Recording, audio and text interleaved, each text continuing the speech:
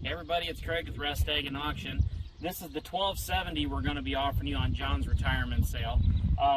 This thing, as you can see, been well taken care of, just like all of John's equipment. Hasn't been used much the last few years.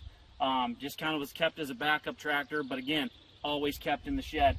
Just going to go over a few things. Any of you that know the 1270s, they're good horsepower. They're a quad-range power shift, really good running tractor. Some upgrades that have been done to it. It's got the front fender guards on it, so you don't have to worry about rocks taking your glass out. Also, anybody that's ever changed batteries on a 1070, 1270, or 1370 remembers the batteries used to be tucked under the cab and you would cuss and break knuckles. This one's been moved to the outside, so the battery box is easy to get to. See, it's in an easy location.